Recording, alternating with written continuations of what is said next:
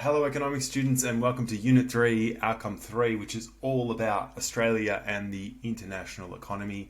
I hope you went well on your second SAC on macroeconomics, and we are here in the most feared unit of the whole course. No, that's not true. We're going to get through this. It's much easier this year than it was last year, so let's get into it.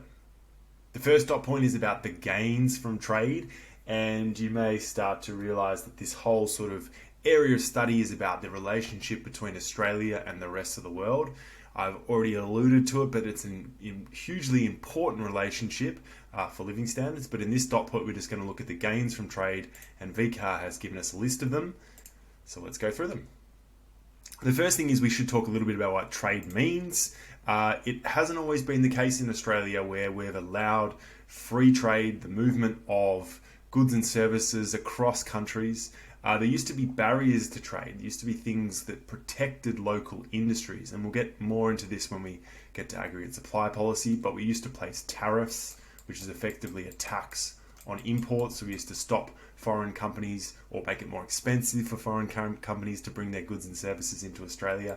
We used to have quotas, which is a limit on the amount of goods and services that can come into Australia. And we also used to subsidise, and we still do subsidise, and we do still have some tariffs, local businesses to protect them from overseas competition. Free trade or trade liberalisation is the opposite of that, where we're really encouraging the flows of goods and services, income or capital, so money coming into Australia, and certainly people in Australia, with I think around 7 million people migrating to Australia over our history.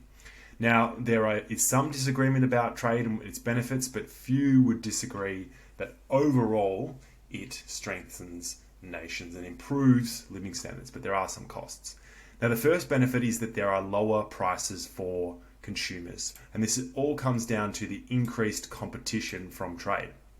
Now, if you think about a world that had no trade, only Australian businesses, they're fairly insulated from competition. They can pretty much get away with doing what they want because you and I as consumers have no choice about where to buy goods and services from. However, if we open up trade, those Australian businesses are forced to drive down their prices, and that's good for consumers. The other thing is that we have access to cheaper goods and services from overseas via imports. The next thing, extension of this, is it also provides us with greater choice. I want you to think about what life would be like with only Australian-made goods and services. Now, Australia does make some great things like, the Hills Hoist clothesline, RM Williams boots, and, they used to make Holdens. But I think a world with only Australian-made goods and services would be pretty darn boring. And I certainly wouldn't want to buy an Australian-made mobile phone, and I doubt you would too. So we rely very heavily on imported goods from overseas. There's lots of medicines, lots of different technologies. Businesses import a lot of capital and equipment from overseas, which is great because we have choice to the vast array of things that are available around the world. The third benefit is about access to resources. Australia is quite a natural resource-rich country, but certainly we've got access to labour resources from overseas and a lot of, as I said before, access to a lot of capital, machinery, equipment, technology that we otherwise wouldn't have access to. And of course, if we put our aggregate supply hat on, that can increase the productive capacity of our country. The next benefit is what we call economies of scale. And I'll take a little bit of time to explain this one because it's an important concept in this area. Economies of scale basically is the benefit of being able to trade or being able to sell goods and services to a larger market. So if you think about perhaps a closed economy where Australia has 25 million people and you're a business that wants to sell as many products as you possibly can. Well, if you've only got 25 million people, you don't have a lot of scale. What happens is as you sell to not just Australia but the rest of the world, you're able to spread some of your fixed costs, which we'll look at in a moment, across a greater volume or a greater amount of goods and services that you sell.